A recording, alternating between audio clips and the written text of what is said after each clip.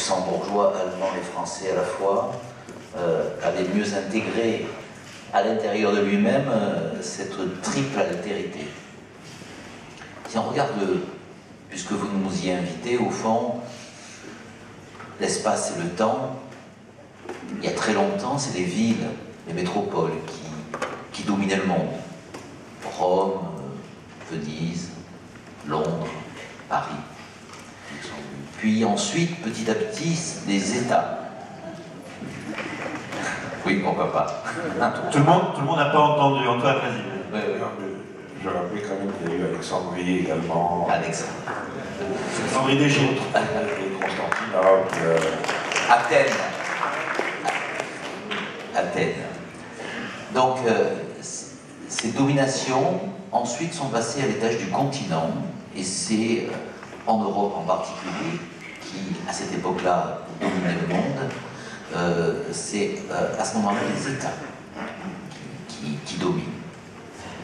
Et puis, aujourd'hui, nous sommes un espace continent. Les États-Unis, l'Inde, la Chine. Et ne serait-ce que cette vision géopolitique historique, on voit bien que le monde économique et commercial est passé de l'échelle de la ville à l'échelle du continent. Le deuxième élément, qui peut être un élément de réflexion, c'est de se dire comment mutent les sociétés. Elles mutent de deux façons. Les renaissances et les révolutions peuvent être d'ailleurs associées. Mais si vous regardez l'histoire de l'Europe, il y a un moment où les moyens de communication changent. Les connaissances de l'autre changent. Le mot tolérance arrive dans les esprits. Les lumières sont en train d'apparaître doucement. Les peuples échangent leurs idées, confrontent leurs pensées. Ça ressemble un peu à ce qui se passe aujourd'hui, dans une autre échelle et dans un autre temps. Et donc, l'Europe est renaissance, ou bien l'Europe est révolution. Et si l'Europe a été renaissance, elle a fait tomber le mur de Berlin sans guerre. Et c'est l'Europe qui l'a fait. S'il y avait eu une Europe déchirée, il y aurait eu la guerre. Mais parce qu'il y avait une Europe attractive, modèle et idéale, le mur s'est effondré. Et aujourd'hui, je peux en témoigner pour m'y être rendu, lorsque vous allez en Croatie, en Serbie ou en Bosnie, s'il n'y avait pas de perspective européenne pour les Balkans occidentaux, il y aurait la guerre. Les efforts que fait la Serbie aujourd'hui, qu'a fait la Croatie hier, que fera demain la Bosnie, les dialogues qui sont entretenus avec le Kosovo, sont des dialogues qui ont toujours la même perspective. Le drapeau bleu, les 12 étoiles. Changer de fil. Ne pas être dans la file de ceux qui attendent, être dans la file de ceux qui participent à la construction européenne. Et donc, si l'Europe, on a un peu tendance à dire à la génération que nous avons devant vous et devant nous, allez, la paix, arrête d'en parler, de tout ça, c'est en 45, non, c'était il y a 20 ans. C'était à 20 ans qu'à Vukovar, des nationalistes serbes ont rasé une ville et ont massacré toute la population, y compris la population qui était à l'hôpital de Vukovar. C'était il y a 20 ans, mais c'était au cœur de l'Europe. Et si on intègre que demain, la responsabilité européenne sera d'intervenir à la fois sur le plan diplomatique, peut-être militaire, mais en tout cas politique, sur l'ensemble d'un continent pour y apporter les valeurs de démocratie, de liberté, de droits de l'homme, alors le projet européen est incontournable. Parce qu'il n'a pas apporté hier quelque chose, il apporte quelque chose pour demain. Et enfin, j'ai pas envie, je le dis très clairement, j'ai pas envie, comme le disait monsieur le ministre canadien, j'ai pas envie de voir la Chine dialoguer avec les États-Unis au-dessus de ma tête. J'ai envie d'un monde multipolaire. J'ai envie d'un capitalisme à visage humain. J'ai envie d'une économie à la fois ouverte et aussi sociale. J'ai envie que des critères écologiques, que des critères sociaux, que des critères humains soient inclus dans cette liberté, cette responsabilité, qui est aussi une part européenne et qui doit être partagée entre nous. Et j'ai envie que ce modèle persiste. Et c'est pour ça que l'Europe est à la fois un ancrage du passé, mais en même temps une perspective d'avenir, et que nous devons patiemment continuer à la construire.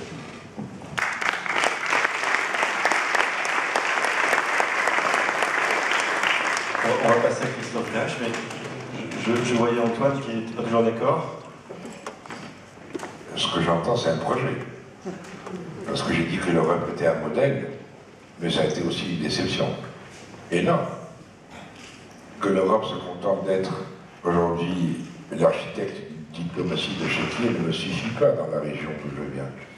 Que l'Europe assiste indifféremment, précisément, comme ce qui a risqué de se passer au Canada avec le Québec, à l'éclatement régional du Proche-Orient. Quand je vois l'Europe, quand vous dites vouloir défendre la démocratie, c'est à notre honneur, en Libye, en Syrie et ailleurs, en Syrie difficilement, et tout d'un coup, être fasciné par le Qatar, l'Arabie Saoudite, qui à mes yeux ne sont pas encore des bras ronds de la démocratie, être des alliés stratégiques de ces monarchies ou pétromonarchies qu'on appelait encore dans la manuel de géographie la côte des pirates. C'était des pirates de perles, aujourd'hui ce sont des pirates financiers. Et vous me dites qu'aujourd'hui, l'Europe modèle est encore aujourd'hui présente. Non, non, monsieur le ministre. L'Europe est perçue de l'autre côté de la Méditerranée aujourd'hui comme étant un agrégat d'États qui a construit peut-être une formidable communauté économique et financière, mais qui est loin d'avoir encore construit une communauté de citoyens. C'est-à-dire, la citoyenneté étant celle qui transcende notre appartenance identitaire, communautaire et, bien entendu, régionale. La citoyenneté, et c'est ce qui fait de vous et de moi des égaux, parce que nous sommes co-responsables de la cité. Et c'est parce que je suis co-responsable de la cité que je peux me permettre, que c'est mon devoir, d'interpeller celui à qui j'ai confié mon devenir, à le ministre ou le représentant de la nation, le député. C'est parce que je suis co-responsable de la cité. Ouais, ils vont répondre. Non, juste un mot. Que je suis votre égal et que nous sommes solidaires.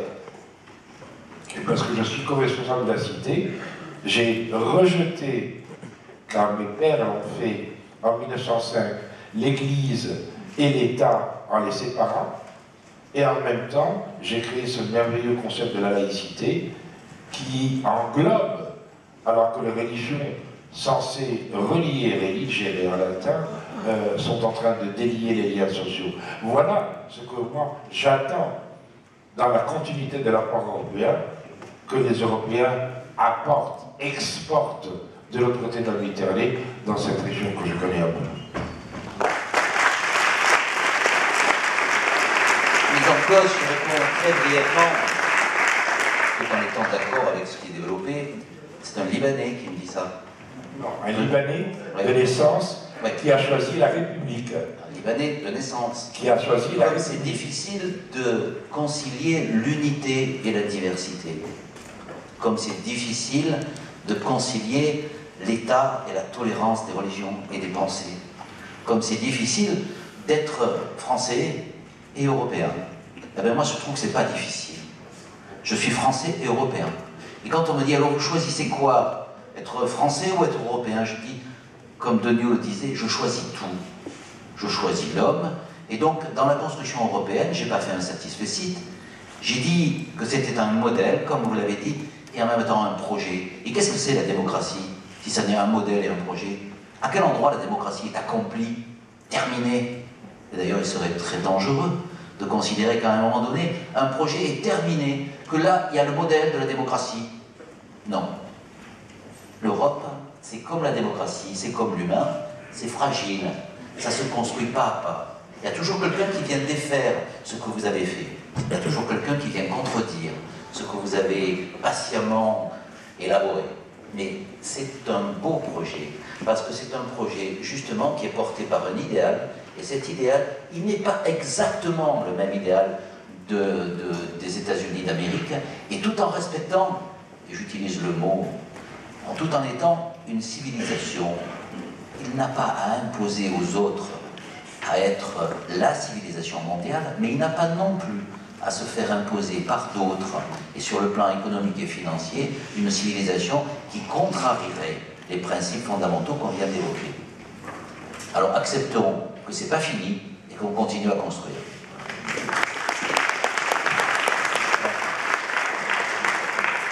Le ministre et le député ont été interpellés sur l'apport critique du projet européen. Alors quel est le regard du député? Christophe. Je crois que c'est difficile de parler de l'apport sans parler du projet en réalité. L'apport, on le voit bien, ça a été effectivement la paix, ça a été la réunification du continent européen, beaucoup d'autres choses. La vérité, c'est que la question qu'on peut se poser aujourd'hui, c'est de savoir si l'Europe a pas en partie épuisé justement son projet. Et je crois qu'on est dans un moment, précisément, il y a une nécessité de redéfinir ce projet, de le redéfinir de manière à la fois ambitieuse et pragmatique. Je suis d'accord avec ce que vient de dire Jean Leonetti, c'est-à-dire que je pense qu'on ne peut pas plaquer sur l'Europe des schémas ou des constructions qui seraient, à mon sens, trop à l'écart de la réalité. Donc il faut essayer de trouver un chemin. Bon. Je ne suis pas certain que ce chemin on le trouve d'ailleurs, parce que je pense qu'il y a des éléments de crise forte. Il y a évidemment la crise économique qui met de manière très forte à l'épreuve le projet européen, puisque derrière cette crise économique, ce qui est en cause, c'est finalement la solidarité entre les Européens. On le voit bien, on l'a bien vu avec la question de l'aide à la Grèce. Donc c'est quelque chose qui est fondamental pour l'Europe, de savoir si, membre de tel ou tel pays, j'accepte que d'aider, de soutenir tel ou tel autre pays. On voit que ça n'a pas été beaucoup le cas en France, mais cette discussion est très forte, par exemple en Allemagne ou dans d'autres pays. Il y a aussi, évidemment, la crise de l'Europe par rapport à la question politique, à la question de l'Europe puissance. On voit bien là aussi que, ça a été dit à l'instant, on voit bien la difficulté que l'Europe a à parler d'une seule voix et à définir des objectifs communs. En réalité, disons clairement les choses, les États restent tout à fait, comment dirais-je, essentiels. Les intérêts nationaux restent extrêmement présents, évidemment. Et il serait, à mon avis, d'ailleurs, totalement... il ne serait pas, d'ailleurs, juste de les nier. Donc il faut trouver ce chemin. L'apport, il a été considérable, mais on sent bien les uns et les autres que nous sommes dans un moment d'interrogation, de doute fort sur l'Europe, que peut-être l'apport essentiel, et j'en termine, c'est finalement que quand même des peuples européens ont réussi quand même à confronter leurs valeurs, leurs histoires, leurs modèles, qui sont profondément différents. Je pense qu'il y a évidemment des éléments communs, et quand on sort d'Europe, on les constate, j'allais dire, presque spontanément. Mais en même temps, il y a aussi d'énormes différences. Et je crois que l'un des apports, c'est précisément d'avoir réussi à confronter ces différentes trajectoires. Et ça, je pense que c'est l'élément moteur, c'est l'élément dynamique de l'Europe. Cédric, ce modèle de confrontation des valeurs, des idées, quel est son apport pour un scientifique, pour un mathématicien? Est-ce qu'il y a quelque chose avant l'Europe, telle qu'on l'a construite depuis 60 ans, et maintenant? Est-ce qu'il y a une vraie différence? L'apport est fondamental, je dirais, même si je vais reparler un petit peu, c'est une très bonne question, ça a le rapport avec les valeurs de la science. Je vais dire que l'Europe, pour moi, ça a très bien été dit, pour les gens de ma génération, il y a la paix, il y a le fait d'être un modèle d'entente entre des peuples qui avant ne s'entendaient pas particulièrement bien. Il y a aussi l'idée du voyage et de la découverte d'autres cultures. Erasmus, révolution pour nous. Partout, l'idée que c'est normal d'aller voyager partout en Europe. Ça aussi, c'est naturel pour un scientifique, je dirais moi-même pour raison professionnelle, j'ai voyagé peut-être dans la moitié des pays d'Europe, et partout on découvre des cultures nouvelles, en même temps on découvre des points communs, des valeurs communes, et ça a été dit ici, les mots-clés ont été prononcés ici, unité et diversité, je rappelle que c'est la devise européenne, unité dans la diversité, c'est une idée magnifique, concept magnifique, fascinant, à beaucoup de points de vue, je dirais, cette façon d'avoir réalisé une union, de réaliser quelque chose de beau, non pas en harmonisant les choses, mais en juxtaposant, en mettant ensemble des choses très différentes. Hein, quand on demande, ça aussi c'est une question qui me revient en tant que scientifique, comment vous définissez la notion de beauté en sciences ou en mathématiques? Toujours je dis, eh ben, il y a un élément de surprise, et puis il faut mettre ensemble des éléments harmonieux, des éléments différents qui se répondent les uns les autres. C'est toujours comme ça dans une notion d'esthétique de beau. Ben, la construction européenne, elle est belle de ce point de vue-là. En tout cas, l'idée est belle, faire parler ensemble des cultures différentes. Alors, ça pourrait marcher mieux. Ça pourrait marcher mieux, on est au début de l'idée, je dirais. Et il faut bien, je pense que non seulement c'est beau, mais c'est extrêmement efficace comme modèle, mettre ensemble des cultures différentes. Il y a des exemples qui sont spectaculaires. Quand j'ai reçu la médaille Fields en 2010, le congrès international c'était en Inde. Vous allez en Inde, là vous êtes, ça frappe tout de suite. En pleine face, la diversité. Vous allez au kiosque de journaux, les journaux sont écrits dans un paquet de langues, il y a 23 langues différentes ou quelque chose comme ça officiel en Inde. C'est même pas les mêmes caractères, vous comprenez, vous avez l'impression que vous n'êtes pas dans un pays, il y a tout un ensemble de pays. Et puis le soir, vous allumez la télévision, et pas question de rivalité entre cultures, le grand débat c'est est-ce que l'Inde va rattraper la Chine dans la course au leadership numéro 1 mondial? C'était ça le débat, le lièvre et la tortue. Et puis il n'est pas question d'Europe d'ailleurs. Pas question d'Europe, alors que pour l'instant l'Europe pris ensemble c'est une puissance économique comme aucune autre. Mais en Europe, on n'a pas encore le degré de confiance et le degré d'unité qu'on peut avoir, comme on a par exemple en Inde. Et je dirais, je pense que c'est extrêmement puissant cette alliance unité et diversité. Ça pourrait même être la devise de l'entreprise en général. Règle numéro 1, à mon avis, d'une entreprise, c'est la force s'acquiert en juxtaposant les compétences de collaborateurs différents, avec chacun leurs compétences, et puis le rôle du leadership, c'est d'arriver à ce que tous ces individus qui ont des compétences et des buts différents aillent dans la même direction, avec un but commun, et il s'agit pour l'autorité de faire les diagnostics, de lancer les gens, d'incarner un but commun, et qui va faire qu'on va travailler ensemble, et non pas les uns contre les autres. Ça manque. Alors si je prends un exemple, ça pourrait être beaucoup mieux.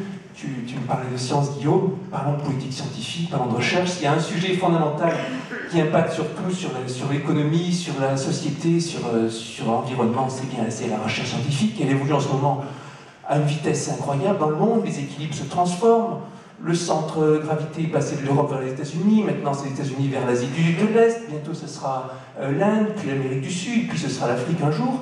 Est-ce que quelque part en Europe, il y a un organisme qui fait les diagnostics, qui pose, qui définit des politiques, des flux de migration? Il n'y en a pas. Et à la place, l'Europe lui définit ses stratégies, on le voit comme quelque chose de très bureaucratique au niveau des chercheurs, j'accepte les bourses ERC qui sont un peu à part, et plutôt comme un ensemble de règles destinées à harmoniser les choses un peu de manière contrainte et forcée, qui ne tiennent pas compte des spécificités, qui font que, par exemple, mon collègue de l'Institut des études scientifiques se voit obligé de combattre l'Europe. C'est une institution de recherche de pointe dans le monde entier. C'est obligé de combattre l'Europe qui lui demande un redressement de l'ordre de 10% de son budget pour de prétendues malversations financières qui sont uniquement dues à des libertés d'utilisation qui sont parfaitement normales en sciences, mais que l'organisation européenne semble incapable de comprendre. Donc unité dans la diversité, c'est un beau slogan, il reste beaucoup pour l'application. Et je terminerai en disant que la science tout entière, on peut dire, c'est aussi unité dans la diversité. Il n'y a pas plus divers que les scientifiques. Des matheux, des physiciens, des biologistes, ils ne fonctionnent pas pareil, ils n'étudient pas pareil, ils n'ont pas les mêmes cursus, ils n'ont pas les mêmes habitudes de travail, ils n'ont pas le même modèle de gouvernance, et tous ils travaillent ensemble. Et les points majeurs d'avancée de la science en ce moment sont des collaborations entre eux, des collaborations entre informaticiens, entre informaticiens et biologistes, tout ce que vous voulez. Eux, ils arrivent non pas parce qu'ils ont un chef qui leur dit dans quelle direction aller, mais parce qu'ils ont une culture, des valeurs communes extrêmement fortes. Tous dans le travail pour la grandeur de la science, ça fait un sentiment transnational qui fait qu'on se sent, les scientifiques se sentent scientifiques au moins aussi fort que s'ils se sentent français ou européens, certainement plus. Et c'est pas ça va bien ensemble, science et Europe. Pendant des années, pendant 12 ans, le président du mouvement français, du mouvement fédéraliste européen en France était un mathématicien, Henri Cartan, l'un des meilleurs de son époque. Et je pense qu'il a montré la bonne voie. Voilà, j'en dis pas.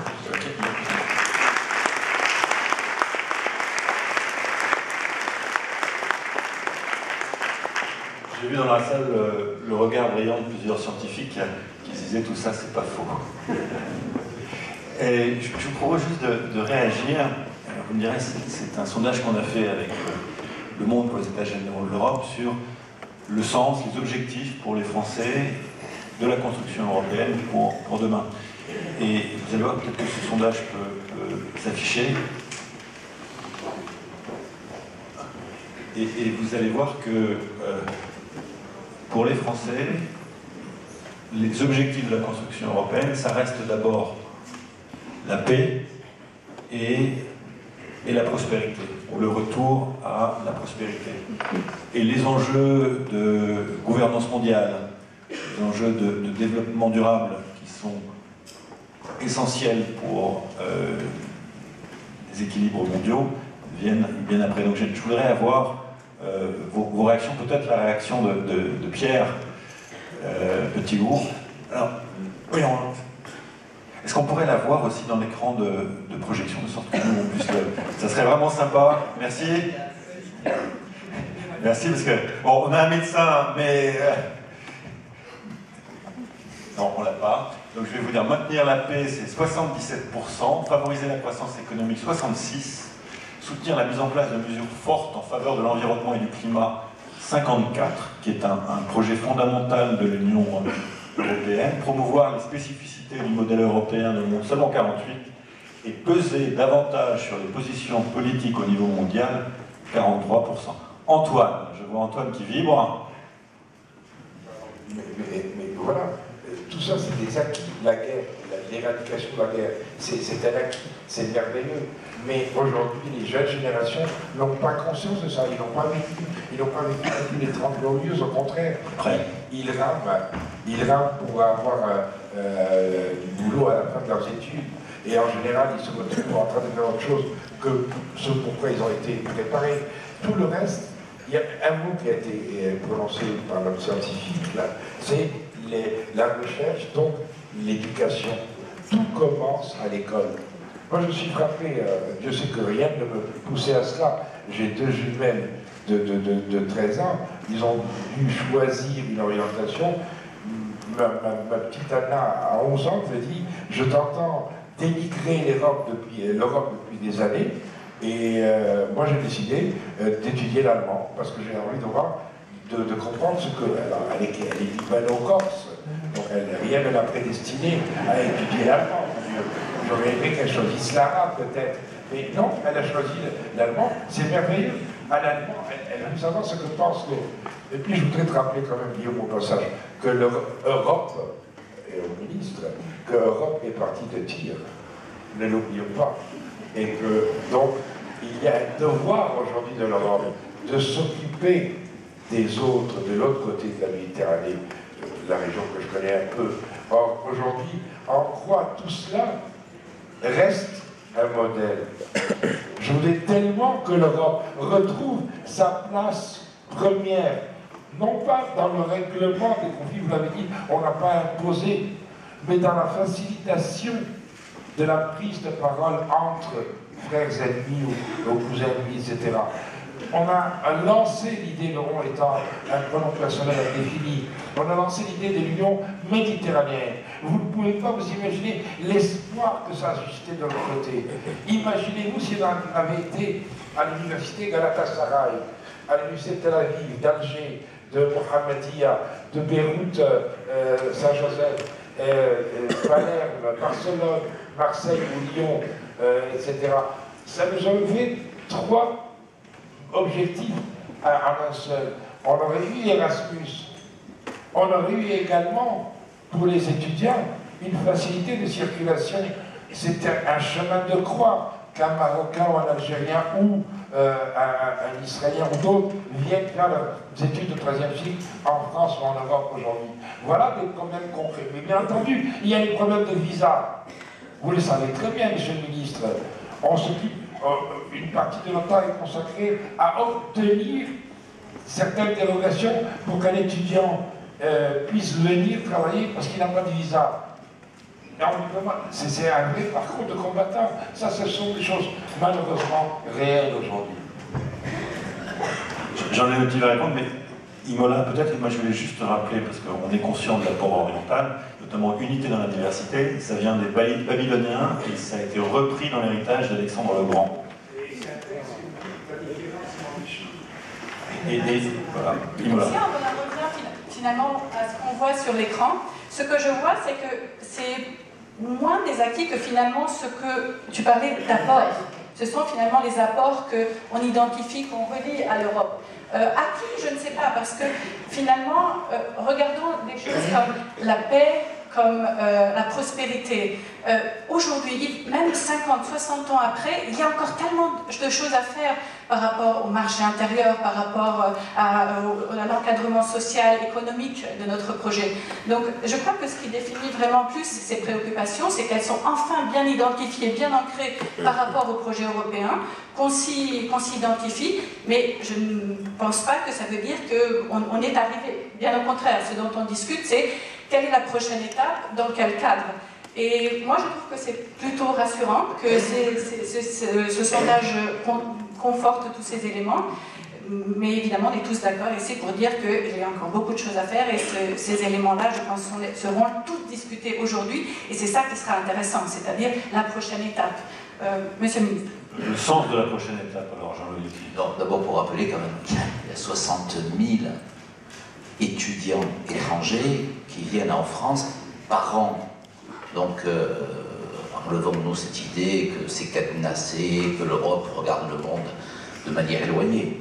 Ensuite, effectivement, aux prochaines qui me disent arrête de parler de la paix parce que les jeunes s'en foutent, je leur dirais, bon, ben, ça c'est un sondage qui a été fait entre 18 et je ne sais pas combien, et qui correspond à la paix, à la liberté, à la démocratie.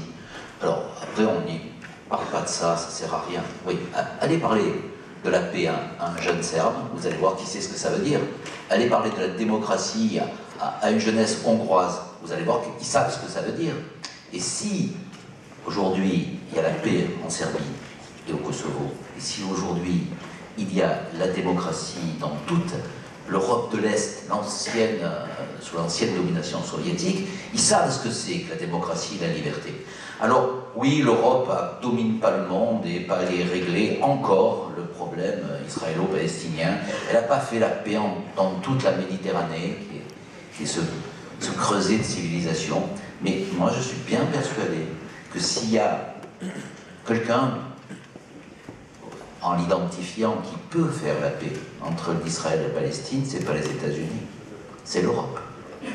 Parce que l'Europe, elle pourra dire, oui, nous, les Allemands et les Français, nous nous sommes déchirés et nous avons rompu avec une tradition de civilisation et nous sommes quand même arrivés patiemment à reconstruire ensemble. Et ça veut dire que il n'y a pas de fatalité entre la Palestine et Israël. Un jour, il y aura la paix. La prophétie d'Isaïe, que vous connaissez certainement, où un jour l'enfant mettra la main dans le nid du serpent et où l'agneau dormira auprès du félin, eh bien, elle se produira. C'est pas biblique, c'est le modèle qui dit « nous, on a vécu ça ». Voilà, et on vient vous dire que c'est possible. Eh bien, rien que de dire ça, moi je pense que l'Europe a un rôle majeur à jouer en Méditerranée, et elle continuera à jouer, même si, effectivement, c'est un peu difficile. Je dirais même que vous avez noté au passage que quelques interlocuteurs qui étaient en place au moment où on a lancé l'Union pour la Méditerranée ont disparu de la scène politique, en Égypte, en Libye, ou ailleurs. Donc, voilà, la Révolution et la Renaissance. N'imaginons pas que les choses ne changent pas dans la Méditerranée et que l'Europe n'y joue pas son rôle. Juste quelques mots très rapides pour rebondir sur ce qui a été dit aussi bien à gauche qu'à droite. Je suis d'accord. Part du centre. Oui, par rapport à moi, je suis d'accord avec... Ouais, voilà, c'est ça. Alors, ici et ici, et puis juste dire que les visas, c'est vrai que c'est un problème. C'est vrai qu'on a beaucoup d'étudiants étrangers, mais on est en perte d'attractivité, on est en perte de popularité. Et alors, les visas, parlons de... J'ai cette justement libanais, c'était un exemple qu'on a discuté récemment avec des collègues libanais. Il y a des accords entre l'Université de Beyrouth et l'Université française pour que les meilleurs scientifiques puissent y aller. À peu près un quart des demandes sont rejetées soit pour des raisons non dévoilées, soit pour des raisons absurdes de non-maîtrise de la langue. On inverse les rôles en demandant aux gens de maîtriser la langue française avant de venir en France, alors que c'est l'inverse. C'est l'inverse qui se produit toujours. Bon, c'était l'an dernier, le major de promotion dans un DEA de l'Université de Beyrouth s'est vu refuser le visa français pour une raison incompréhensible. L'affaire a été rattrapée avec intervention directe auprès du consul. Bon, c'est bien que ça a été rattrapé, mais c'est usant de devoir rattraper les choses à la main à chaque fois. Maintenant, des problèmes, des questions de visa, on en voit aussi partout là-bas. Hein. J'ai été en Israël, j'ai été en Palestine. C'est dément pour se promener d'université à université là-bas, c'est complètement dément. Et puis, rien que pour aller en Israël, il y avait un tampon égyptien sur mon passeport, parce que j'étais allé là aussi, ça m'a valu les pires ennuis à l'aller. Et puis, pour le retour... Il faut avoir deux passeports, il faut avoir deux passeports. Ah, deux passeports, oui, certains ils ont deux passeports. Moi, je suis un naïf, j'avais juste un passeport. Et puis, pour le retour, j'ai subi la fouille, parce que j'étais en Palestine, je pense, j'ai subi la fouille la plus traumatisante de toute ma vie. Des heures, téléphone portable, on avait déshabillé quasiment intégralement, fouillé toutes mes affaires, c'était remarquable. Ça ne donne pas spécialement envie. Il y a des problèmes partout, des problèmes de migration, il y en a partout, pour les scientifiques aussi bien dans le Proche-Orient que dans la direction Proche-Orient de l'Europe.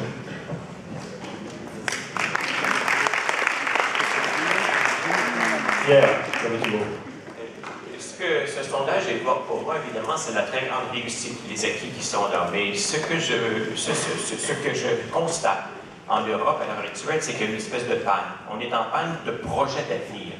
Mais je pense que les Européens doivent comprendre que cette panne existe à peu près partout. Le grand rêve américain, the American Dream, il n'existe plus aux États-Unis. Les États-Unis ne sont plus capables de projeter dans le monde l'inspiration aussi attrayante que celle des années 50 et 60, où tout le monde avait envie de devenir américain. Pourquoi? Parce qu'il y a eu, depuis 40 ans, les 2 tiers de la prospérité, les 2 tiers de la création de la richesse ont été capturés par le top 1%. Le 1% d'en haut qui a capturé les 2 tiers de la richesse créée depuis une génération. C'est un modèle aussi en panne que le modèle européen. La grande différence, c'est qu'ici en Europe, vous n'avez plus de marge de manœuvre économique. Vous avez tellement dépensé. Et d'ailleurs, je veux vous remercier pour le traité de Maastricht. Je veux vous remercier pour le traité de Maastricht, parce que si au Canada, nous avons réussi à équilibrer les finances publiques, c'est parce que le chef du Parti libéral, devenu premier ministre du Canada, ne sachant plus quoi répondre dans une entrevue à la radio en 1993, quand on lui a demandé « Qu'est-ce que vous avez faire avec les dépenses publiques ?» il dit « Je vais appliquer au Canada Maastricht. » Et nous avons dépassé les critères de Maastricht. Au lieu d'avoir 3% de déficit aux finances publiques, nous avons fait des surplus. Mais dans les 10 ans de croissance économique que nous avons connus dans le milieu des années 90, les Européens, et je m'excuse aujourd'hui, vous tapez sur les Grecs, moi aussi j'en ai ras-le-bol depuis 22 mois de crise grecque. Écoutez, réglez-le le problème. 22 mois de la Grèce, une virgule sur la planète. Alors, et là, je constate que Maastricht a été plus utile au Canada parce que les premiers qui ont trompé Maastricht, c'est les Allemands. Suivi de très près des Français. Alors, quand les 2 grands pays, les Allemands et les Français, ne respectent pas les critères de Maastricht, les petits s'amusent. Alors, aujourd'hui, le modèle est en panne il n'inspire plus, vous n'avez plus de marge économique très grande, mais vous avez des marges politiques. Aux États-Unis, il y a une énorme marge économique, parce qu'il n'y a pas de taxe aux États-Unis, il n'y a aucune taxe de consommation au niveau fédéral, ils ne taxent pas le pétrole, ils taxent à peu près rien. Donc la marge de manœuvre aux États-Unis, elle est énorme au plan fiscal, sauf au plan politique, ils sont complètement bloqués et il n'y a pas de marge politique à cause de l'idéologie. Le vieux pragmatisme américain, il est passé par la fenêtre.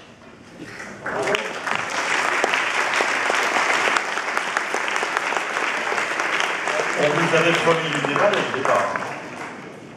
On oublie une chose quand même, c'est que l'Europe est le seul bon élève de l'économie mondiale. Les États-Unis peuvent encore s'endetter autant qu'ils veulent, ils ont la planche à billets, ils la font marcher. Les Chinois aussi, les Russes, et peut-être probablement les Canadiens. Mais il est une crise diplomatique qui se prépare. Mais il est certain aujourd'hui que pour qu'un pays européen puisse marcher la planche à billets, il faut que les 27 soient d'accord. Il faut que les 27 soient d'accord pour que la Banque à Luxembourg, la Banque centrale européenne, fasse marcher la planche à billets. Donc, nous sommes aussi en train de payer notre bonne conduite quelque part. Ça, c'est un premier point. Puis, un deuxième point qui me sidère. Moi, j'entends depuis 22 mois que, à cause des autres, je veux devenir pauvre. La France n'est pas encore un pays pauvre. Je pense que là aussi, il faut arrêter l'hypocrisie. S'il y a eu cette idée européenne en partie, c'est parce qu'il y avait la crainte de l'Allemagne en France. La puissance allemande en cas de guerre, la puissance allemande qui pouvait revenir également sur le pays. Aujourd'hui, c'est la même chose.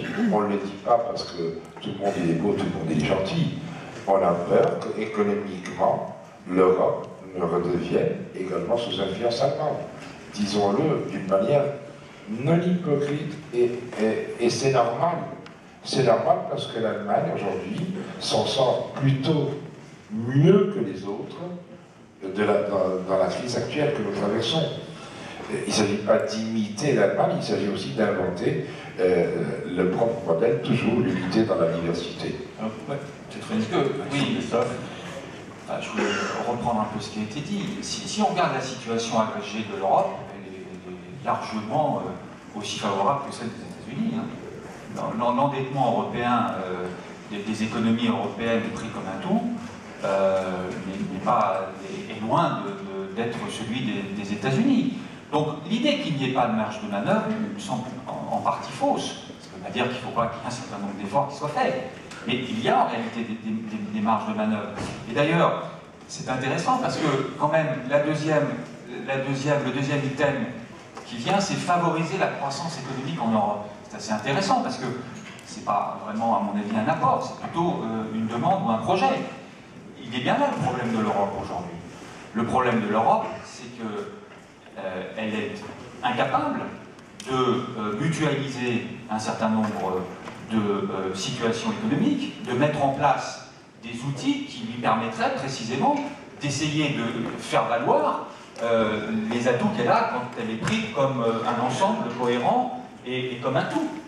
Et le problème essentiel, il est là, et il est le propre, c'est ce que j'ai dit tout à l'heure, c'est que je pense qu'il y a, et c'est là que le projet européen est en crise, c'est qu'il y a un problème de solidarité, il y a un problème de prise de conscience que l'intérêt des Européens, c'est d'essayer de mettre en commun un certain nombre de choses. On le voit sur, par exemple, la question des euro-obligations pour traiter la dette, pour lancer un certain nombre de projets. Beaucoup d'économistes disent que cette perspective serait extrêmement positive pour l'Europe.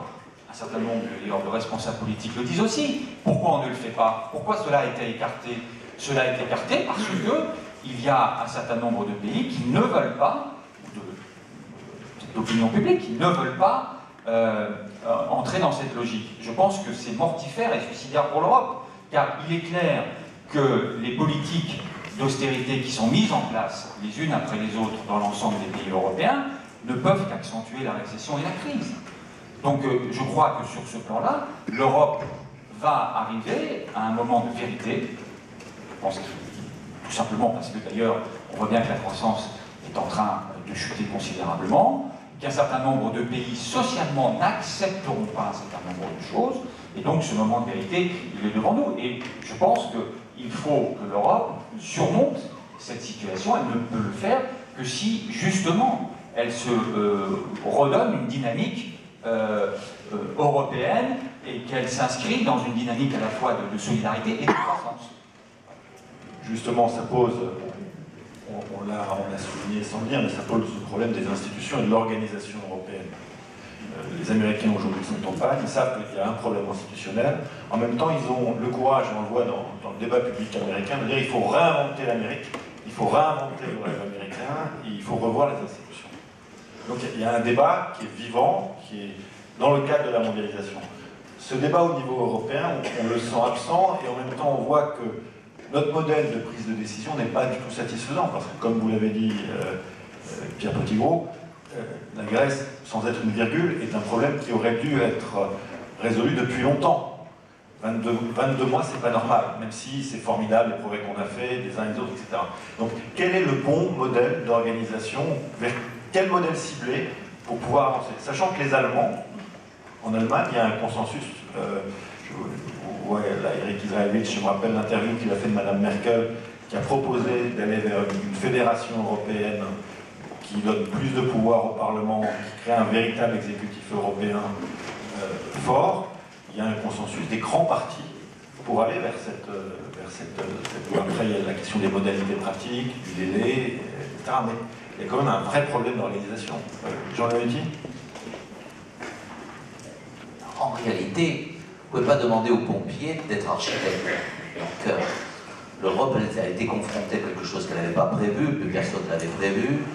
Et elle n'avait pas prévu qu'après le problème financier arriverait un problème économique qui déboucherait sur un risque de faillite des États. À ce moment-là, confronté à ce problème-là, il y a une première sidération européenne. Pour dire les choses très clairement, la France dit qu'il faut aider la Grèce, d'autres pays, dont l'Allemagne, ils sont plus réticents. Et c'est une des raisons du retard apporté. Et je ne vais pas refaire les maladresses que j'ai faites lorsque j'ai été nommé, où j'ai dit que la Grèce, en fait, était un non-problème. Parce que 2% ou 4% du PIB ou de la dette européenne, ça aurait dû être réglé en un Conseil européen. Et on ne se serait pas trouvé dans ce risque d'effet domino, le Portugal, l'Espagne et le reste. Bon, je ferme cette parenthèse, personne n'a entendu, comme ça je ne renouvelle pas la gaffe initiale. Mais en tout cas, je la pense très sincèrement. Voilà, la France avait raison de dire qu'il fallait aller vite sur le problème grec.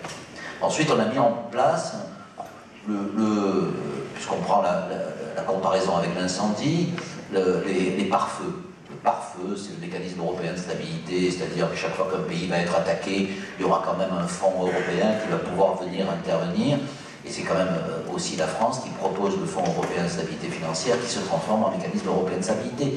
Et il faut le dire assez franchement, cette initiative française, eh bien, dans un compromis, c'est l'Allemagne qui rejoint la position française.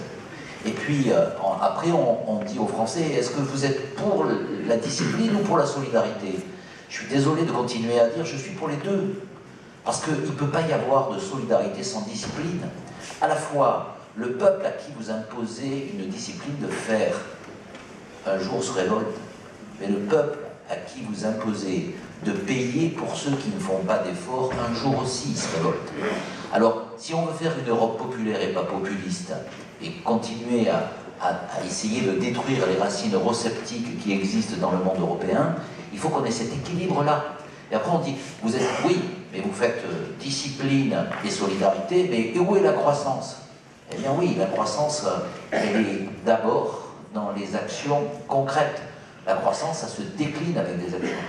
Marché intérieur, favoriser les PME au marché financier, ou ouvrir à l'espace européen encore plus à la jeunesse, ce sont des éléments qui sont des éléments de croissance si on travaille sur la croissance verte, l'innovation, les nouvelles technologies. Encore faut-il que demain, on soit capable dans le projet européen, je parle sous le couvert scientifique, de dire qu'est-ce que c'est qui émerge au niveau européen, par exemple sur le plan scientifique. Et comment je vais faire que l'Europe puisse être concurrentielle de l'ensemble du monde sur des sujets pointus. Autrement dit, est-ce qu'il faut continuer, bon, je suis dans la journée des gaffes, tant pis, à saupoudrer un tout petit peu partout et à retirer l'argent des États et en demandant à ce qu'on leur le rende, Thatcher, hein, I want my money back, c'est-à-dire j'ai donné 16 milliards, je veux qu'ils me reviennent 16 milliards. Eh bien, ça veut dire que 3 éléments. Un, il faut que l'Europe soit identifiée. Un président de la Commission, un président du Conseil, de l'intergouvernemental, de la Commission. Identifions. Deuxièmement, il faut qu'on cible. L'Europe, elle ne peut pas tout faire. Elle ne peut pas à la fois apporter de l'aide aux plus démunis et en même temps faire de la recherche scientifique dans l'ensemble du pays. Il faut choisir. Choisir économiquement, c'est choisir la croissance par l'innovation, par la croissance verte, par les nouvelles technologies, par la jeunesse, par la formation, par l'éducation. Si on prend ça comme principe, alors vous verrez qu'il y a l'argent.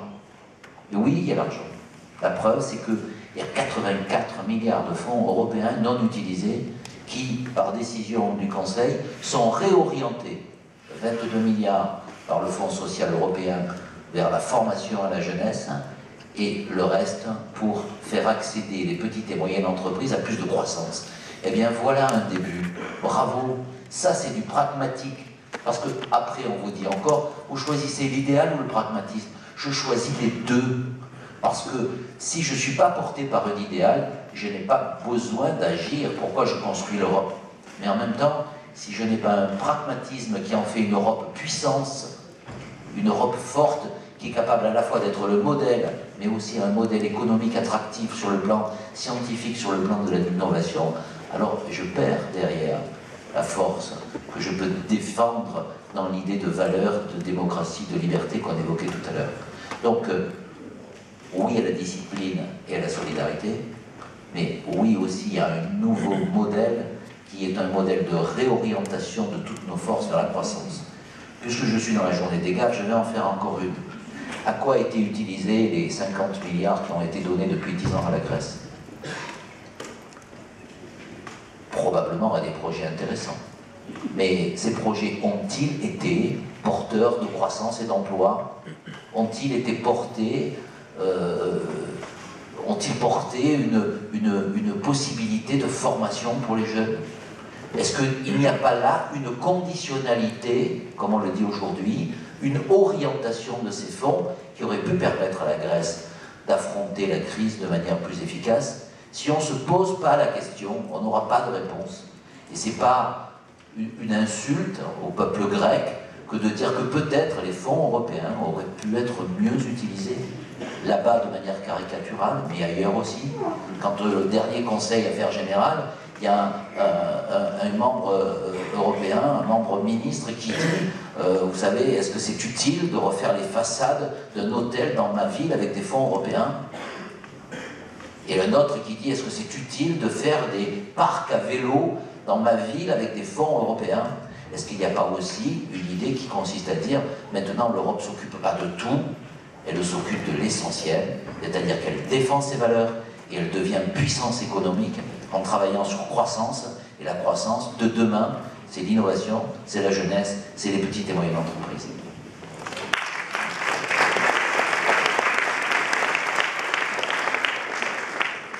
Juste une anecdote rapide. J'ai participé au groupe de réflexion sur l'avenir de l'Europe au Conseil européen, et à l'automne 2009, je peux vous dire qu'on savait tout ce qui allait se passer. On savait tout ce qui allait se passer, on savait qu'on rentrait dans un cycle de crise. Il y avait l'idée d'un fonds monétaire européen, il y avait l'idée d'une gouvernance économique. Alors on s'est posé une question. Pour faire face à ça, est-ce qu'on est capable de construire une puissance politique véritablement européenne? Et les dirigeants autour de la table, qui n'étaient pas des dirigeants en situation, on dit on n'y arrivera pas, on n'aura pas le courage, et donc personne n'y a été. Et juste cette anecdote pour vous dire qu'on sait ce qu'il faut faire, on sait que le mode intergouvernemental ne fonctionne pas, et il y avait des gens de toute sensibilité politique pour gérer des crises et pour prendre des décisions telles que vous les avez définies. Alors comment on fait? Parce que vous avez posé le problème, monsieur le ministre, il faut aussi un pilote dans l'avion, il faut que ce pilote soit légitime, démocratique, ment aux yeux des citoyens. Et aujourd'hui, on a un vrai problème de pilotage pour fixer ces